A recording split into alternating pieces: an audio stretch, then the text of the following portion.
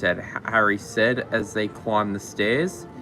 He told me not to use Hedwig again. Ask Ron if you can borrow. I'm not asking Ron anything, Harry said flatly.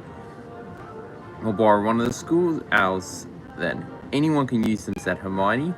They went up to the owlery. Hermione gave Harry a piece of parchment, a quill, and a bottle of ink, and strolled along the long lines of perches looking at the different owls, while Harry sat down against the wall and wrote his letter. Dear Sirius, you told me to keep you posted on what's happening at Hogwarts, so here goes. I don't know if you've heard, but the Triwizard Tournament's happening this year on Saturday night. I got picked as a 4th champion. I don't know who put my name in the Goblet of Fire because I didn't hear. Because I didn't. The other Hogwarts champion is Cedric Diggory from Hufflepuff. He paused at this. He had an urge to say something about the large weight of anxiety that seemed to have settled inside his chest since last night, but he couldn't think of how to translate this into words, so he simply dipped his quill back into the ink bottle and wrote, Hope you're okay, and Buckbeak, Harry. Finished, he told Hermione to get to his feet and brush the straw off his robes, and at this, Hedwig came fluttering down onto his shoulder and held out her leg.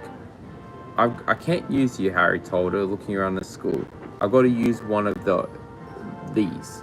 Hedwig gave a very loud hoot and took off to suddenly hear her talons to his shoulder and cut into his shoulder.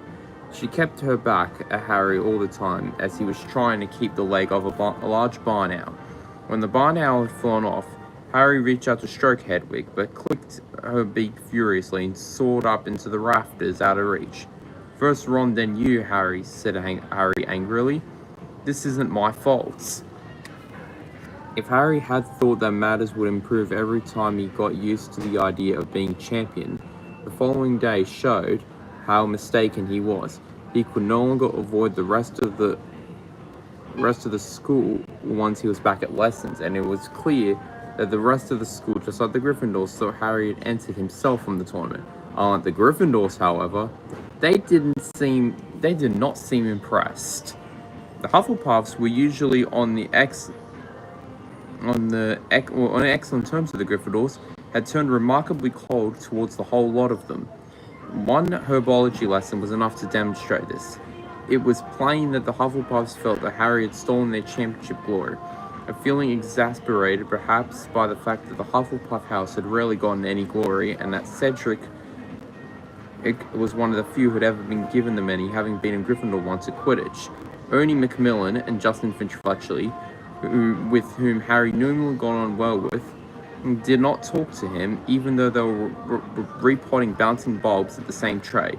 Though they did laugh rather unpleasantly when one of the bouncing bulbs wriggled free from Harry's grip and smacked him. Wait, where was I? And wriggled free from Harry's grip and smacked him right in the face. Ron wasn't talking to Harry either. Hermione sat between them, making very forced conversation, but though both answered, had normally avoided making eye contact with each other. Harry thought even Professor Sprout seemed distant with him, but then she was head of Hufflepuff House. He would have been looking forward to seeing Hagrid under normal circumstances, but with care and magical creatures meant something in Slytherins too. The first time he would have to come face to face with them since becoming champion. Alright. That's enough reading. Let's actually go shopping now. This shop I've actually really enjoyed coming to quite a lot. Anyway, let's actually go upstairs now.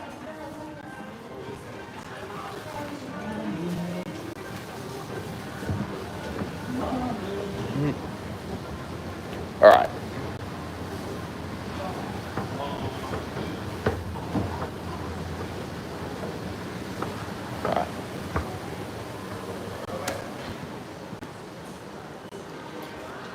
So, we're upstairs.